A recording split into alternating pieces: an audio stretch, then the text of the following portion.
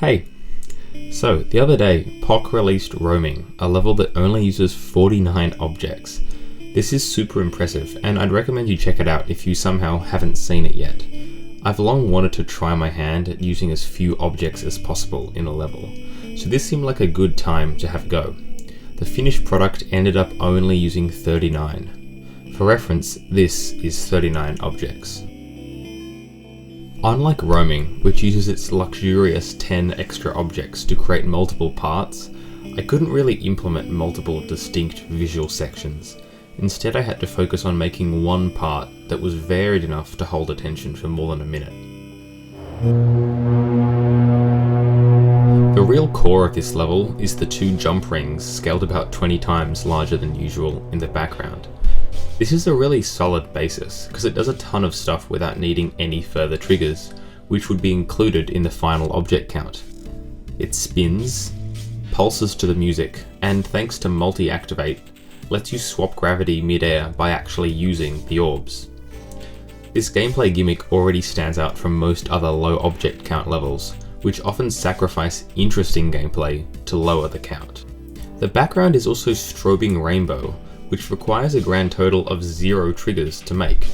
It takes advantage of a neat trick, which is that if you set a color channel to copy another, and then set that one to copy the first, you end up with an infinitely recursive loop that cycles through hues. On top of this, it's not quite a perfect rainbow, and this is because of the way that certain objects deal with being colored. Things like orbs or portals already have a base color, so instead of just cycling through the rainbow, the loop tends towards blue colors, which looks a lot better and moodier to me than just a pure cycle. And all this is just from 2 objects. This is nearly the entire background. On top of this, there's a supersized decoration ring using its inner circular edge to round off the screen. Next are these 5 overlapping pinwheels, which use a concept that ended up being central to the rest of the level, phasing, which is where things happen on loops that are just slightly out of sync, and over time they make interesting and changing patterns. These objects are also slightly transparent, which means that when they overlap it creates even more texture. They also have the added bonus of spinning by default, not needing any triggers, saving more objects. And that's it. Over time, 3 things affect the background: the song, which changes the pulses, the hue cycling, and the pinwheel phasing. Altogether, it means that the background essentially never repeats, and I think it looks quite meditative. The gameplay is pretty strange as well. Spawn loops are essential to any low object challenge, as they allow you to regularly reuse the same gameplay objects without needing to use more than a couple triggers. Although in this case, they still ended up being the main source of objects in the whole level.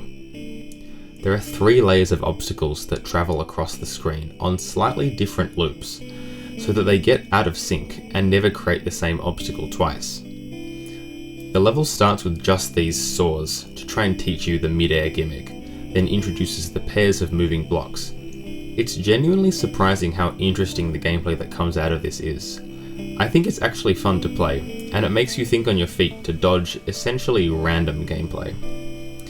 Since I didn't have enough objects to change up this gameplay over the level, to keep things fresh, at one point I just used a move trigger to swap out the blue orb for a green one, which completely changes how you travel through the obstacles and makes it quite a bit more difficult. At this point, that adds up to 9 objects in the background, 6 obstacles which are controlled by 16 triggers, and 1 more for the green orb. The final 7 objects in particular are where I had to be really selective about what I could include. I used 1 at the start and then 3 at the end to fade the level in and out. 2 to turn the obstacles off and then back on again, around the green orb transition to make it easier to learn, and 1 final pulse trigger to make the background swell purple in the middle. And that's it. That's the whole level. This was a really fun exercise that made me work to squeeze the maximum value out of objects that are pretty taken for granted. I'm super proud of what I was able to accomplish, although I think the absolute minimum may be in the lower 30s, but I decided it was worthwhile to spend a couple more objects to improve the atmosphere, which I think is the level's best quality. Working on this over a couple hours was really hypnotizing, and it made me think about the game from a different perspective. I wouldn't try too hard to compare this level to roaming. Despite their similarities, they both succeed at accomplishing very different things. And if you're a creator, I'd encourage you to have a go at trying a low object count level. If you haven't done it yet, actually go and play the level. It's a really different experience to actually play it than to watch it on a video, and I think it's worth doing, so check it out.